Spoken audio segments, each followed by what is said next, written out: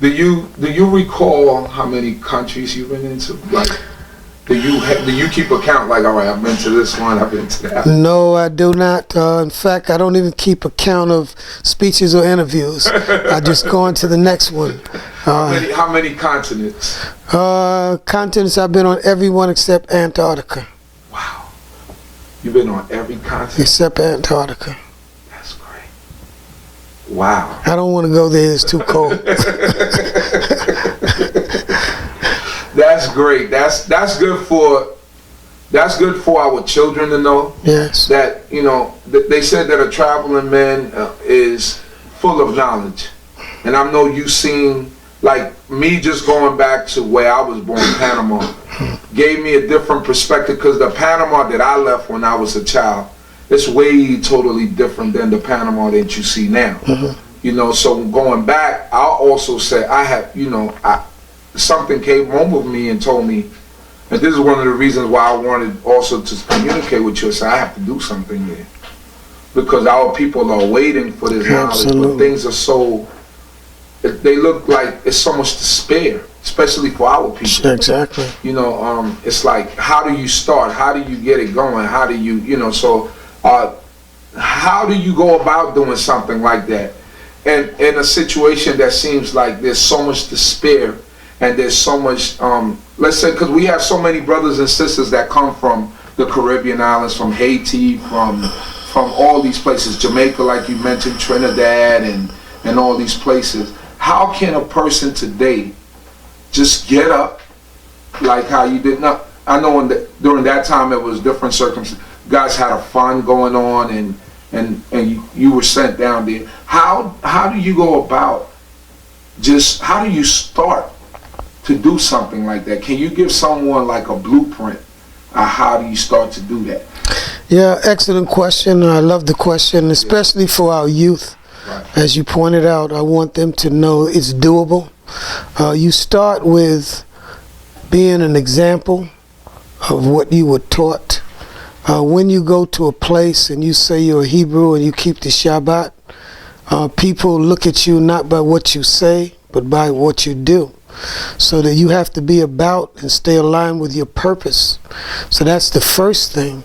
The next thing you have to do is that you have to realize that you're not just there to teach, you're there to learn as well, because you're experiencing something that you do not know, and that's another society. So it takes a humility that you have to have anywhere you go. As your honor increases, so should your humility. That's Proverbs, and those are the principles that we have to apply. Again, when I get the opportunity, you have to have the courage to share the information. So I couldn't wait to get on television or radio, to be interviewed, to be able to speak about, you know, what we represent, and giving that hope and that understanding to people who need knowledge, because that's really, wherever we go, we are destroyed for the lack of the right knowledge. Right. Not just knowledge, but the correct and the right knowledge, which is knowledge of self. And religion, Christianity in particular, has been devastating to our people across the planet, in all of the colonial situations, whether it's under the Spanish and the Catholic Church, the Anglican and the British Church, the Dutch or the French or what have you. You have to be able to penetrate their minds and let them see what this history has been and what it has done. So again, you have to form relationships. And I remember just being in school and being taught this by my parents, that you have to learn how to get along with people. They have that on the report card, get along well with others. So if you don't score good in that area, even as a child, you're not going to develop it. So development starts from the very time you come into earth, and it starts in the home. So you have to continually be aware of your own development. I'm still developing. Cohane Levi told me that traveling broadens you. So I'd like the youth to know that's how you get broadened. That's how you learn and you grow, by traveling. So also, he said that knowing Yehovah, he said that you will begin to have the adventure of your life. That was an understatement, because it's an adventure to go, and what you see and what you behold. I can't, with words, tell anyone what my eyes have seen and what my ears. I just like to take you on that journey, to experience what I've experienced. It's just unbelievable, and it's wonderful, so you just want more of it and to share it, because when you've read the Tanakh and you've been at the Salt Sea or the Live Sea, when you've read about Jerusalem and then walk all through Jerusalem day and night, when you've been, in the hills where David ran from Saul in Gedi, it takes on a whole nother perspective of everything.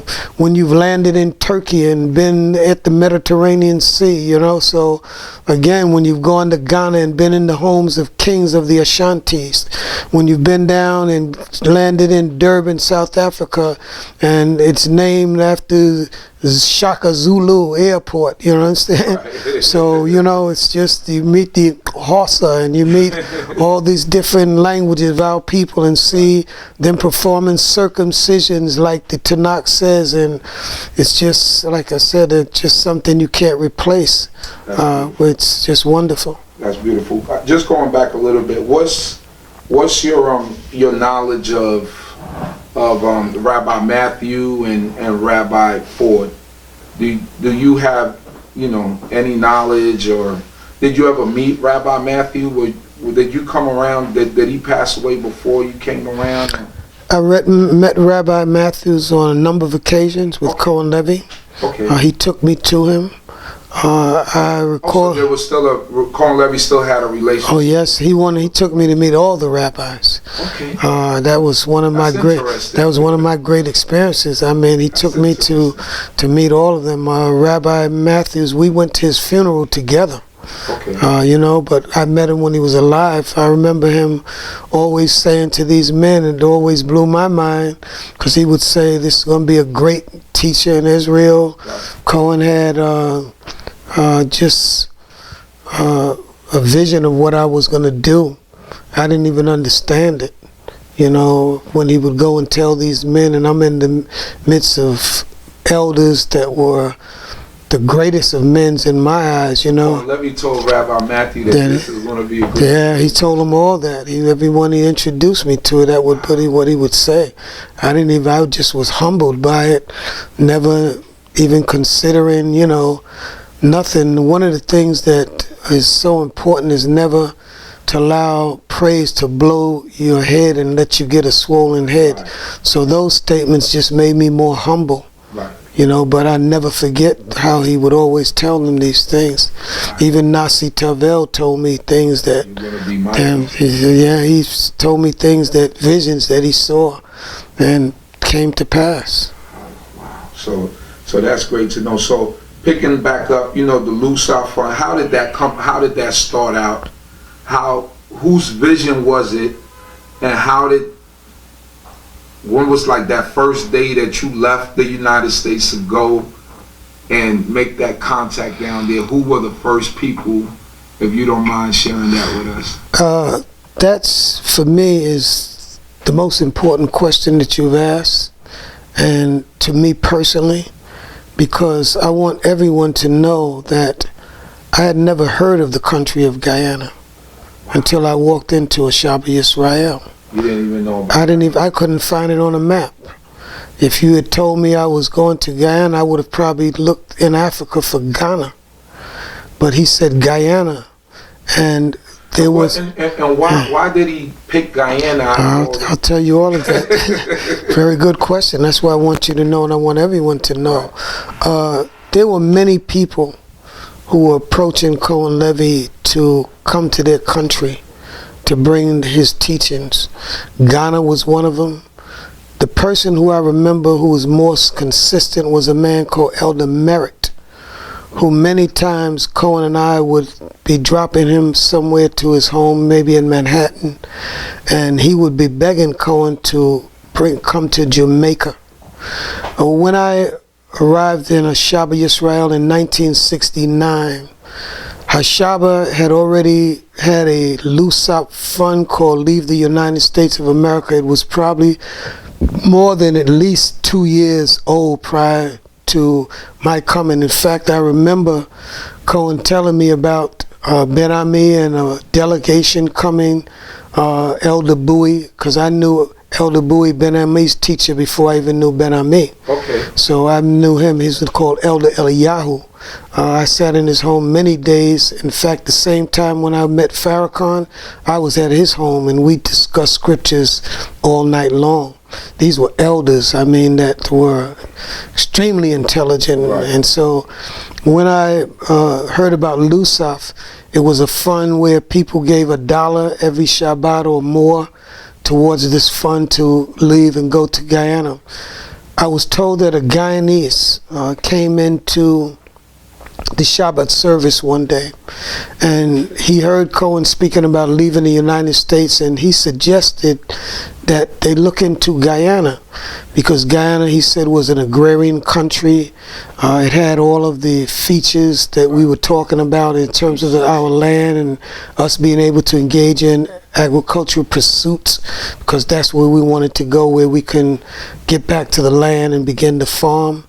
And so I recall, again, Cohen planning a trip to Guyana. There was a brother named Seren Yashadai, whose landlord was a former major in Guyana. Okay. So that also added to our interest in his interest in wanting to go and investigate.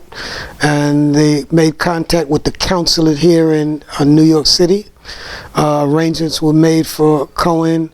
I remember Gavret Miriam, a tremendous, great woman, Cohen's wife, scholar. She taught in the yeshiva, and she was again extraordinary scholar. She was in the yeshiva. She was a teacher in the yeshiva, and she was the head of the Israelite Institute.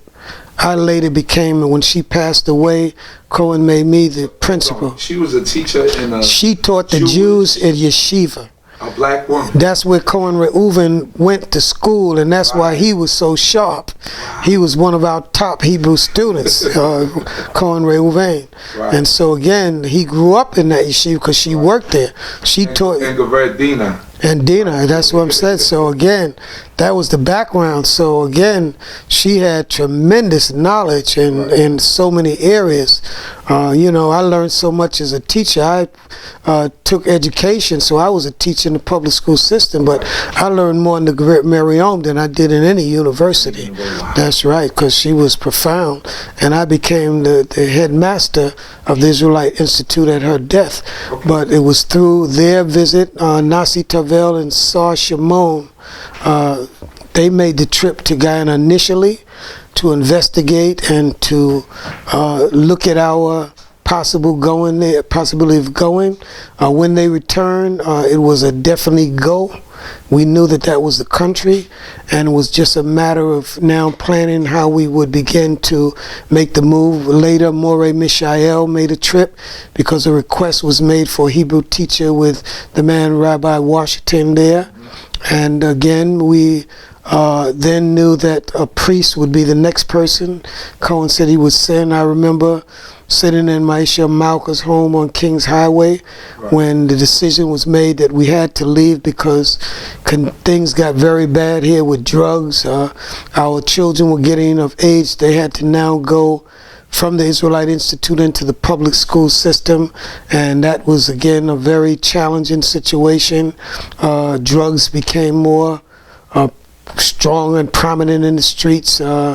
So many different other economic problems and police issues, all of that. So we knew it was time we had to leave. I think maybe between 73 and 76, Cohen made those visits. I was asked to go and look it over with a brother named Ben Yahu, and then later with Seren Yashadai around 76, 75 perhaps. And again, Cohen told me one day, he said, Cohane Michael, the people are not going to leave this country with anyone but two people, because they've let me know. We're not going here in leaving this country with anybody unless you, Cohane Levi, leave, or Cohane Michael, that you leave. He told me that. He said, I'm not going. So I knew that I was the one that would go. That was a clear. We didn't have much. It was like when he said, "Cohane, when Yehovah said to make you a priest." So it wasn't. No, I knew that, and I was ready because I had already settled in my mind. I was saving for 7 years when I had heard that we were going. I'd already told my parents that that was it. I remember being in classes in university, and the Europeans would be saying how nasty our neighborhoods looked and how, we were such a lowly people, and I would defend this by saying, when the garbage collectors come in Canarsie, they're there every 2 days. They only come to us once every week, and maybe not even once a week. So again, there's a double standard. So they used to say to me, well, if you don't like America, you need to leave it. And I would say to them, I'm working on it. And I meant it. I was working on it because I knew that, just as I know today, the solution to our people is not an internal solution, it's an external one. This is a great country in many ways, but the racism and discrimination is something that to this very day they have not understood. The other races, in particular the Europeans, our former slave masters, and that is the disgrace of the greatness of America even today. Right. Okay, so guys leave. You make your journey. What was it? 1976. I left in 1977, and then I began to request by families because I had to make the decision of who would go first. We had what we call Aleph and Beit and different groups that would be coming after the initial group went out. Right. And so I selected the families that I knew I would need with the plan that we had to go and settle and start in Guyana. So you go down there, buy some land or buy a building, and how did that come about? Well, Guyana was a socialist country, so from the very start it was not favorable in the eyes of America being a socialist country, with a party known as the PNC. Right. The late Forbes Burnham was the person of that country, and so again we had to deal with very austere conditions, struggling with products that sometimes came from Russia, and you couldn't even read what the label said. You had to just use it. Figure it out. So again, you couldn't figure it out. Right. You just had to trust in the creator, that it would be what they say it was. And many of the products were coming from Eastern European countries. And so again, we had to navigate through all of those types of things that were going on. We had to find out initially where to live. That was my task with, again, a brother, Saran Yashadai. He was the street person. I played the role of the priest and the teacher. Right. So he went through the streets and we made contacts, because when you go to a country, if you remember the spies that Moses sent out and then Joshua later sent out, they had to go to navigate and get to the people in the streets. So it was just a repetition of that history. We didn't more or less plan it that way, but that's how it occurred. The people in the streets who we bonded with told us all the different things to say, how to use certain words to get what they call a tap-up. Tap-up was when you bought something, you asked for a tap-up, because if you bought a lot, you got like an extra 1 or 2 apples or oranges that you went to get. Which shops to go to, because in Guyana, you can go to one place and it'd be 100% difference. You go over there and it costs, let's say $10, you go over there, it costs $20.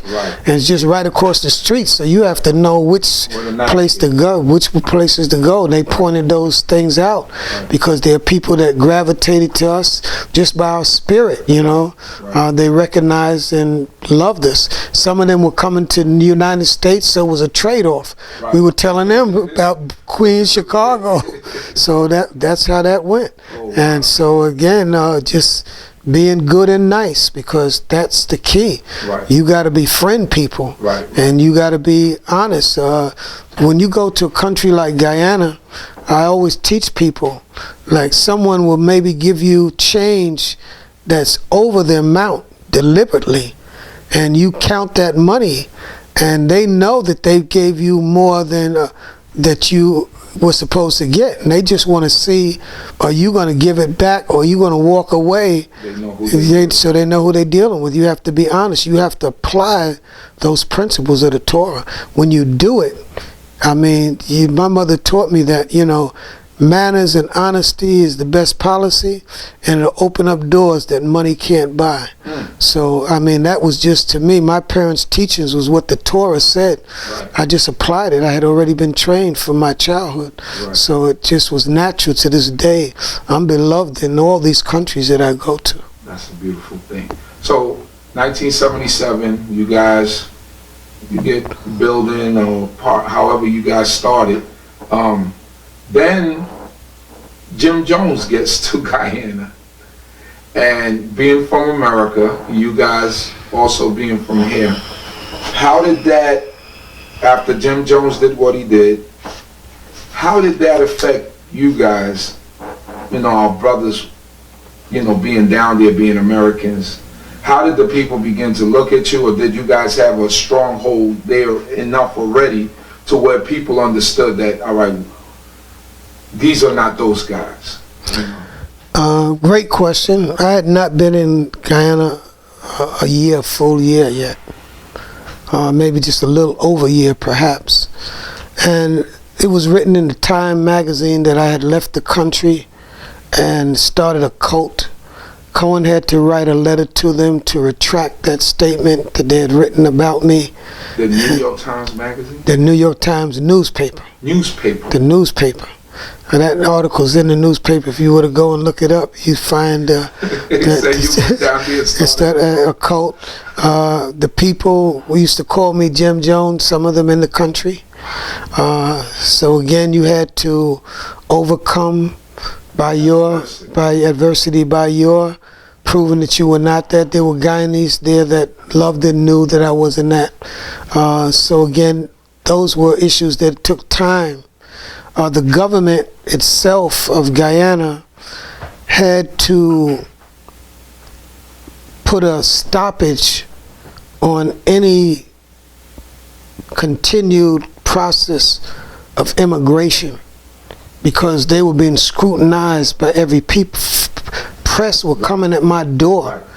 People were flying into the country, coming in at my door to interview me, and to try to get some information about what we were doing and what our purpose was. The government of Guyana was under extreme pressure from all the international press. So any group that had arrived, you were automatically put on hold. And I had to go to ministries' offices every day, because we had people who were waiting to come immediately. They had sold their apartments, given them up, giving their homes up, giving their jobs up. Great pressure was on me, and there was nothing that I could do. My hands were tied, because they were not looking at a single application again. And yet I had to report to the ministry, because I'm going there every day, and they'd say, come back tomorrow at 8 o'clock. I sit there until 11 o'clock, 11:30. They go and say, take lunch, come back. Had to do that for months. For months, I just had to keep coming, and they wouldn't even speak to me. They just had me come in there each and every day, and I had to go, because I'm getting calls from New York City saying, well, what's going on? Why aren't we coming? And why haven't they allowed us? But it was a hold on everyone, so that was extreme pressure within the country. There were people, because hundreds of people lost their lives, and they were labeling us as going to kill other people. You know what I mean? Was it mostly what people would say Guyanese people, or was it the American people that came from America to that died with Jim Jones? Because there's a lot of reports. They said the Guyanese people didn't really drink the Kool-Aid, or I don't know how that went about. Well, I'll just put it this way. Our pressure did not come from the community that was under Jim Jones. Right. Many of them died, and some of them were killed in Georgetown. So that was their throats were slit. They were in the hotel, 11 people. So there's more to that story than than what meets the eye. Right. And again, what I recall more than anything else is that it impacted us, something that we had nothing to do with. We didn't even know the community people. They were up in what is known as the Northwest District. Okay. They were not even in the area where we lived. So again, we just were affected and impacted. That went and affected even our brothers and sisters in Israel, wherever. Anyone that had left the United States, you were again labeled a cult. Right. The press just took the opportunity to, label us all in that. Right. So that's why I said we had to confront even newspapers with letters to let them know that we would sue if they continue to slander. Yeah, right. So Cohen did that on this end. My job was to try and continue to get the door open so that we can continue our journey of settling and finding a place that we could go to try and again free our minds and be able to determine our own destiny. Right. That's what it was really about. Right. And getting back home, I had a charge of not only never coming back to America, because that was one of the charges. Cohen gave me charges. Right. Another one was that Guyana is not the final destination, that we have to get our people home. To the land, to Israel. So today I still know what my mission is, and it's just that you're to teach our people. So now it's just not Guyana. We have jurisdictions in Barbados and Trinidad, so we're spreading all over. We've had contact with our people in Brazil, which has the largest numbers of Israelites in the Western Hemisphere. So again, it's just a continuous work of connecting the Edenic lands of Africa with the Caribbean and with North America, which I still work with people here. I also knew that the priesthood that Cohen established was to be a priesthood that would be the Levitical priesthood of old, that the Levites were to be established as families. Right. And that order of Misharatim and Kohanim. I added another position called Morim, because we lost priests. Even many of the priests that come in, they were young men and they didn't understand how to take on such an important responsibility, and some of them lost their lives because this is something you can't play with. It's serious business. So now we are, at least I was told, and Cohen, I still carry it, I don't give the title of priest to young men. I make sure that they are on solid ground and that they have established their families firmly, and then we give them the title of Cohen. Well, you have a great man right now. He came to our event this week in Morey Shemuel. That's one of my top teachers. Yeah, I have many of them. He's one of them. He's this is the second time he came to our congregation. And then he came to our event, and you can see that he's an outstanding person. Absolutely. Just from seeing him and seeing that you rubbed off on him a lot. Absolutely.